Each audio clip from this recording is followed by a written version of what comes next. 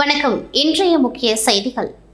பேரிடர் காலத்தில் மீட்பு மற்றும் நிவாரணப் பணிகளில் தன்னார்வலர்களை ஈடுபடுத்தும் நோக்கில் புதுச்சேரி அரசு வருவாய் மற்றும் பேரிடர் மேலாண்மை துறை சார்பில் ஆப்தமித்ரா என்கின்ற பேரிடர் கால நண்பன் என்னும் அமைப்பின் மூலம் 500 தன்னார்வலர்களுக்கு பயிற்சி அளிக்கப்பட்டு பேரிடர் காலத்தில் மீட்பு மற்றும் நிவாரணப் பணிகளில் ஈடுபடுத்தப்பட்டு வருகின்றனர். இவர்கள் பேரிடர் காலங்களில் மீட்பு பணிகளில் பயன்படுத்துவதற்கு தேவையான 15 உபகரணங்கள் கொண்ட பைகளை 500 நபர்களுக்கு வழங்கப்பட்டது.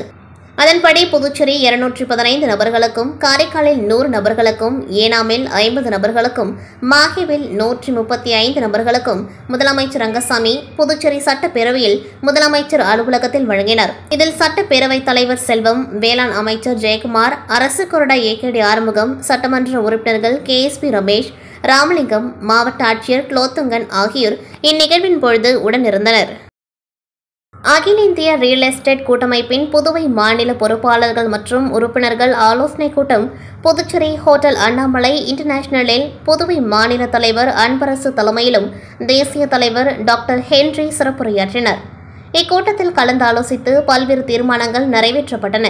மேலும் இந்த கூட்டத்தில் சட்டமன்ற உறுப்பினர்கள் வைத்தியநாதன், நேரு, ஜான்குமார், பேராசிரியர் ராமதாஸ், முன்னாள் MLA ஓம்சக்தி சேகர் மற்றும் ரியல் எஸ்டேட் தொழிலதிபர்கள் பலர் கலந்து கொண்டார்கள்.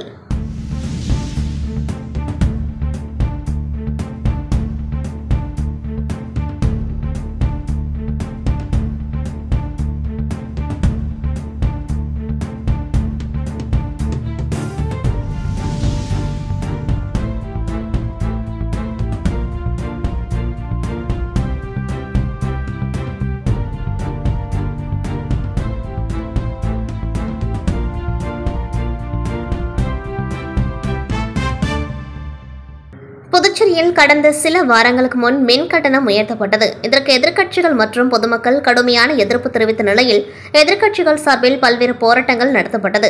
இந்நிலையில் உயர்த்தப்பட்ட மின் கட்டணம் தொடர்பாக இந்திய கூட்டணி கட்சி தலைவர்களின் ஆலோசனைக் கூட்டம் புதுச்சேரி முதலியார்பேட்டை இந்திய கம்யூனிஸ்ட் கட்சி அலுவலகத்தில் நடைபெற்றது.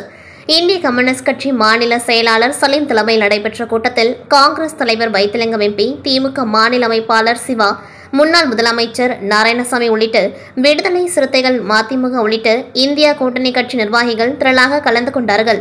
இந்த கூட்டத்தில் மின் கட்டண உயர்வை கண்டித்து போராட்டம் நடத்துவது குறித்து ஆலோசனை செய்யப்பட்டது. அதனைத் தொடர்ந்து செய்தியாளர்களை சந்தித்த புதுச்சேரி காங்கிரஸ் கட்சி தலைவர் வைத்திலிங்கம் MP, புதுச்சேரியில் ஆளும் NR காங்கிரஸ் பாஜக கூட்டணி அரசு உயர்த்தப்பட்டுள்ள மின் கட்டண உயர்வை உடனடியாக ரத்து செய்ய வேண்டும், ப்ரீபெய்ட் மின் மீட்டர் திட்டத்தை கைவிட வலியுறுத்தியும், மின்துறையை தனியார் மயமாக்கும் திட்டத்தை உடனடியாக ரத்து செய்ய வலியுறுத்தியும் இந்தியா கூட்டணி சார்பில் வருகின்ற 18ஆம் தேதி முழு அடைப்பு போராட்டம் நடத்துவது என இந்தியா கூட்டணி தலைவர்கள் ஆலோசனைக் கூட்டத்தில் ஒருமனதாக முடிவு செய்யப்பட்டுள்ளது என்றும், எனவே வருகின்ற 18ஆம் தேதி புதுவை மாநிலம் தழுவிய முழு பந்த் போராட்டம் நடத்தப்படும். அதன்படி புதுச்சேரி, காரைக்கால் மற்றும் மாகே, ஏனாம் பிராந்தியங்களிலும் முழு அடைப்பு போராட்டம் நடைபெறும் எனவும் தெரிவித்துள்ளார்.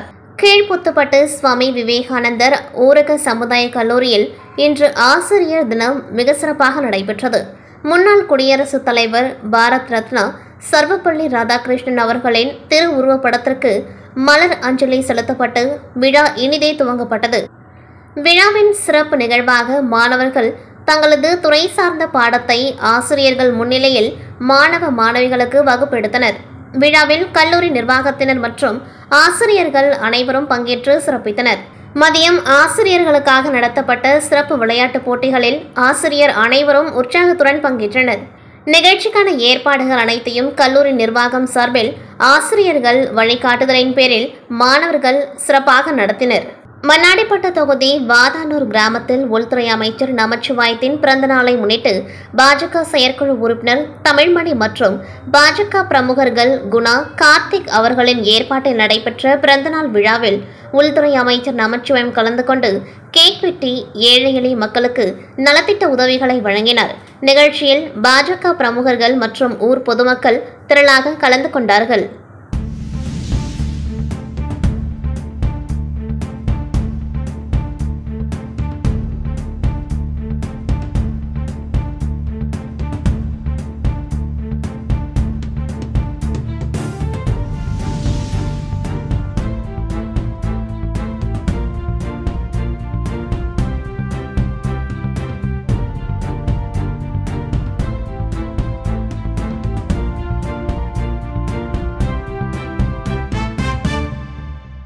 புதுச்சேரி அரசு தேசிய மனநல திட்டம் சார்பில் செப்டம்பர் 10ஆம் தேதியன்று சர்வதேச தற்கொலை தடுப்பு தினத்தை முன்னிட்டு புதுச்சேரி அரசு சுகாதாரத்துறை வளாகத்திலிருந்து தற்கொலை தடுப்பு விழிப்புணர்வு பேரணி நிகழ்ச்சி காலை 9 மணியளவில் நடைபெற்றது. இதில் புதுச்சேரி மருத்துவ கண்காணிப்பு அதிகாரி மருத்துவர் செவ்வேல், துணை இயக்குநர் ரகுநாத், மருத்துவ உள்ளிருப்பு அதிகாரி சைமுனிஷா பேகம் கலந்து கொண்டு பேரணியை துவக்கி வைத்தனர். இந்த பேரணியானது புதுச்சேரி முக்கிய வீதிகளை தற்கொலை தடுப்பு விதமான முழக்கங்கள் மற்றும் கையீடு பதாகைகளை ஏந்தி செவிலிய மாணவர்கள் கலந்து கொண்டார்கள். இந்த பேரணியை தேசிய மனநல திட்ட அதிகாரி டாக்டர் பாலன் பொன்மணி ஸ்டீபன், மனநல மருத்துவர் டாக்டர் கஜலட்சுமி மற்றும் மனநல ஆலோசகர் ராஜா அவர்கள் பேரணி நிகழ்ச்சியினை ஒருங்கிணைத்தார். இதில் சபரி செவிலியர் கல்லூரி, இந்திராணி செவிலியர் கல்லூரி, மணட்ல விநாயகர் செவிலியர் கல்லூரி, ராக் செவிலியர் கல்லூரி, ஏஜி பத்மாவதி செவிலியர் கல்லூரி மற்றும் ஷென் செவிலியர் கல்லூரி மாணவர்கள் மற்றும் ஆசிரிய பெருமக்கள் என 300க்கும் மேற்பட்டோர் பேரணியில் கலந்து கொண்டார்கள். இதனைத் தொடர்ந்து காலை 10 மணியளவில் இந்திரா காந்தி பட்ட மேற்படிப்பு கருத்தரங்கு கூடத்தில் தற்கொலை தடுப்பு சம்பந்தமான கருத்தரங்கு நிகழ்ச்சியை மருத்துவ கண்காணிப்பு அதிகாரி மருத்துவர் செவேல், உள்ளிருப்பு அதிகாரி டாக்டர் சைமுனிஷா பேகம் மற்றும் மக்கள் தொடர்பு அதிகாரி டாக்டர் ஆத்மநாதன் நிகழ்ச்சியை துவக்கி வைத்தனர். இந்நிகழ்ச்சியில் டாக்டர் பாலன் பொன்மணி ஸ்டீபன் மனநல திட்ட அதிகாரி வரவேற்பை நிகழ்த்தினார். அதனைத் தொடர்ந்து சிறப்பு விருந்தினர் டாக்டர் மதன், மனநல மருத்துவர், இந்திரா காந்தி மருத்துவக் கல்லூரி கதிர்காமம் அவர்கள் தற்கொலை தடுப்பு முறைகள் மற்றும் அவற்றை எவ்வாறு கையாள்வது என்று மாணவர்களிடையே கலந்துரையாடல் நிகழ்ச்சி நடைபெற்றது. அதனைத் தொடர்ந்து தேசிய தொலைத்தொடர்பு மனநல திட்டம் மனநல மருத்துவர் டாக்டர் கஜலட்சுமி அவர்கள் மாணவர்களிடையே தற்கொலை எண்ணங்கள் எவ்வாறு கையாள்வது என்று விளக்கமாக எடுத்துக் கூறினார். அதனைத் தொடர்ந்து நிகழ்ச்சியின் இறுதியாக ராஜா, மனநல ஆலோசகர் நன்றி உரை வழங்கினார். இந்நிகழ்ச்சியை தேசிய மனநல ஆலோசகர்கள், மனநல செவிலியர்கள் மற்றும் மனநல ஊழியர்கள் நிகழ்ச்சி ஏற்பாடுகளை செய்திருந்தார்கள். மன உளைச்சல், குடும்ப பிரச்சனை மற்றும் மது போதை பழக்கம் உள்ளவர்கள், தற்கொலை எண்ணம் உள்ளவர்கள் எந்த நேரமும் இலவச ஆலோசனை பெற கட்டணமில்லா தொலைபேசி எண் 144116 என்ற எண்ணை அழைத்து பயன்பெறலாம். காரைக்கால் ஆடத்துள்ள பட்டினச்சேரி ஸ்ரீ ரேணுகா தேவி அம்மன் ஆலயத்தில் பிரம்மோற்சவத்தை முன்னிட்டு பால் காவடி மற்றும் அலகு காவடி நடைபெற்றது. இவ்வாலயத்தில் ஆண்டுதோறும் ஆவணி மாதத்தில் பிரம்மோற்சவ விழா வெகு விமர்சையாக நடைபெறுவது வழக்கம். அதேபோல் இன்று ஸ்ரீ ரேணுகா தேவி அம்மன் ஆலயத்தில் அம்மனுக்கு பால் காவடி மற்றும் அலகு காவடி எடுத்து நேர்த்திக்கடன் செலுத்தினர். ஆண்கள் மற்றும் பெண்கள் என 500க்கும் மேற்பட்டோர் பால் காவடி மற்றும் அலகு காவடி எடுத்து வந்து ரேணுகா தேவி அம்மனுக்கு பாலாபிஷேகம் செய்தனர். இவ்விழாவில் மீனவ பஞ்சாயத்தார், பொதுமக்கள் என ஏராளமானோர் கலந்து கொண்டு ரேணுகா தேவி அம்மனை வணங்கி தரிசனம் செய்தனர். மேலும் சிலர் வயிற்றில் மாவு விளக்கிட்டு அம்மனுக்கு நேர்த்திக்கடன் செலுத்தினர்.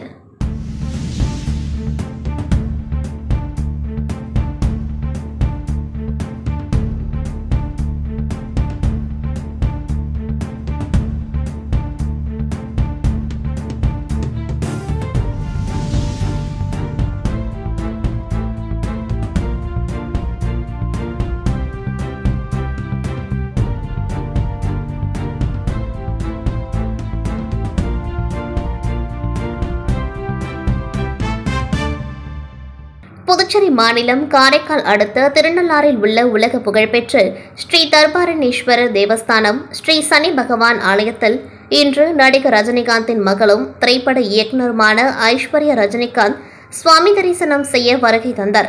அப்பொழுது ஆலயத்தில் விநாயகர், தர்பாரண்யேஸ்வர், அம்பாள், சனீஸ்வர பகவான் உள்ளிட்ட சன்னதியில் சுவாமி தரிசனம் செய்தார். பின்னர் ஆலயத்திற்கு வந்த பக்தர்கள் மற்றும் சிறுவர்கள் ஐஸ்வர்யா ரஜினிகாந்துடன் புகைப்படம் எடுத்துக் கொண்டார்கள். புதுச்சேரி மாநிலம் காரைக்கால் மாவட்டத்தில் உள்ள பல்வேறு கிராமங்களில் மாவட்ட நிர்வாகம் சார்பில் மக்களை தேடி மாவட்ட ஆட்சியர் திட்டத்தின் கீழ் காரைக்கால் மாவட்ட ஆட்சியர் மணிகண்டன் நேரடியாக சென்று பொதுமக்களின் குறைகளை கேட்டறிந்து நடவடிக்கை எடுத்து வருகின்றார். அந்த வகையில் இன்று காரைக்கால் அடுத்த கொன்னக்காவளி கிராமத்தில் உள்ள சமுதாய கூடத்தில் மக்களை தேடி மாவட்ட ஆட்சியர் திட்டத்தின் கீழ் பொதுமக்கள் குறைதீர்ப்பு முகாம் நடைபெற்றது. இதில் மாவட்ட ஆட்சியர் மணிகண்டன் கலந்து கொண்டார். அப்பொழுது ஏராளமான பொதுமக்கள் தங்களது பகுதியில் ஏற்பட்டுள்ள குடிநீர் பிரச்சினை, தெரு விளக்குகள் சரி செய்யவும், சாலை அமைக்கவும், இலவச மனைப்பட்டா வழங்க வேண்டும் உள்ளிட்ட பல்வேறு கோரிக்கைகளை மாவட்ட ஆட்சியரிடம் மனுவாக அளித்தனர். இதற்கு விரைவில் நடவடிக்கை எடுக்கப்படும் என்று மாவட்ட ஆட்சியர் பொதுமக்களுக்கு உறுதியளித்தார். மேலும் இந்த நிகழ்வில் ஏராளமான அரசு அதிகாரிகள் கலந்து கொண்டார்கள். உலக தற்கொலை தடுப்பு தினத்தை முன்னிட்டு புதுச்சேரியில் 100க்கும் மேற்பட்ட செவிலியர் கல்லூரி மாணவர்கள் தற்கொலை தடுப்பு குறித்து விழிப்புணர்வு பதாகைகளுடன் பேரணியாக சென்றனர். ஆண்டுதோறும் செப்டம்பர் 10ஆம் தேதி உலக தற்கொலை தடுப்பு தினமாக தேசிய மனநல திட்டத்தின் சார்பில் அனுசரிக்கப்படுகிறது. இதன் ஒரு பகுதியாக புதுச்சேரி அரசு சார்பில் தற்கொலை விழிப்புணர்வு பேரணி நடைபெற்றது. இதில் அரசு மற்றும் தனியார் செவிலியர் கல்லூரி மாணவர்கள் சுமார் 100க்கும் மேற்பட்டோர் விக்டோர் சிமோனல் வீதியில் அமைந்துள்ள சுகாதார இயக்குநர் அலுவலகத்தில் இருந்து புறப்பட்டு புதுச்சேரி முக்கிய வீதிகள் வழியாக பேரணி சென்றனர். அப்பொழுது பிரச்சனைகளை கண்டு அச்சமடையாமல் அதனை எதிர்கொள்ள வேண்டும், தற்கொலை பற்றிய மௌனத்தை உடைக்க வேண்டும், தற்கொலை ஒரு தீர்வல்ல உள்ளிட்ட தற்கொலைக்கு எதிராக பல வாசகங்கள் அடங்கிய பதாகைகளை கையில் ஏந்தி கொண்டும் முகத்தில் தற்கொலைக்கு எதிராக அடங்கிய வாசகங்களை ஓவியமாக வரைந்து கொண்டும் சென்றனர். முன்னதாக இப்பேரணியை சுகாதாரத்துறை துணை இயக்குநர் டாக்டர் ரகுநாத் கொடியசைத்து துவக்கி வைத்தார்.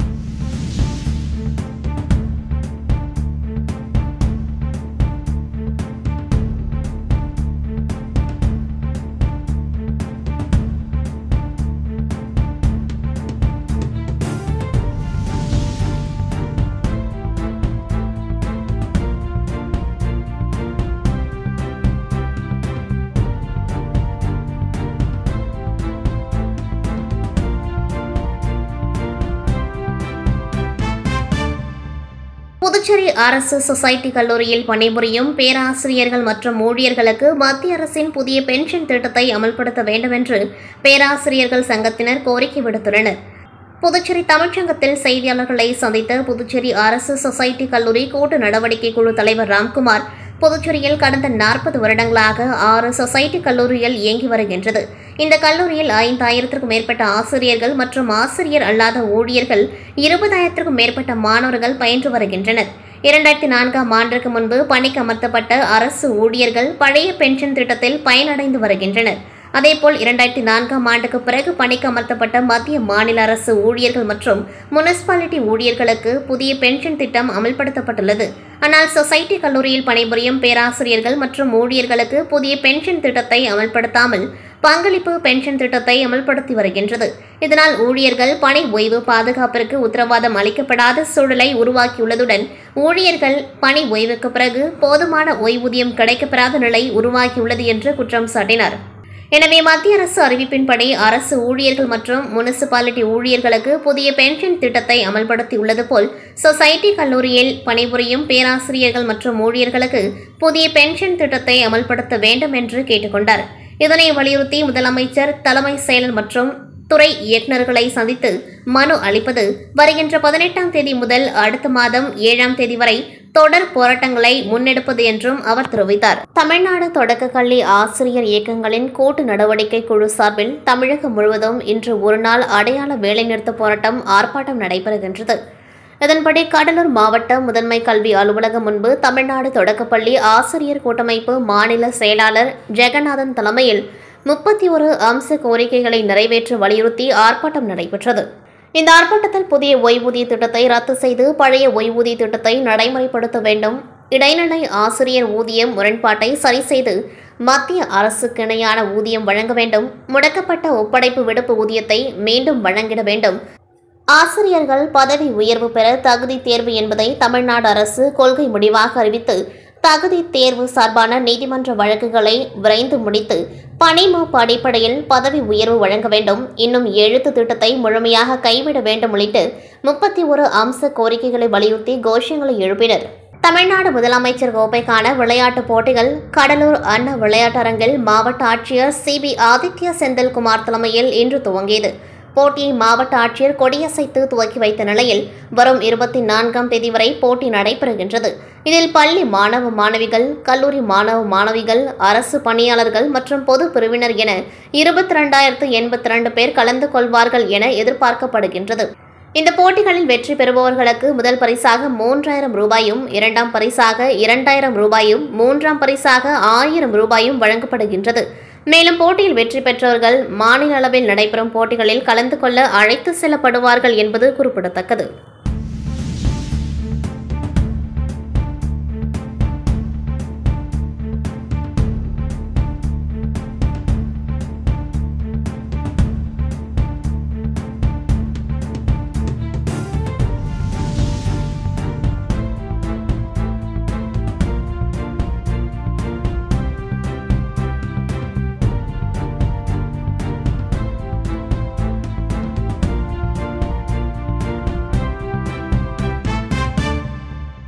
இத்துடன் செய்திகள் நிறைவடைகின்றது. நன்றி, வணக்கம்.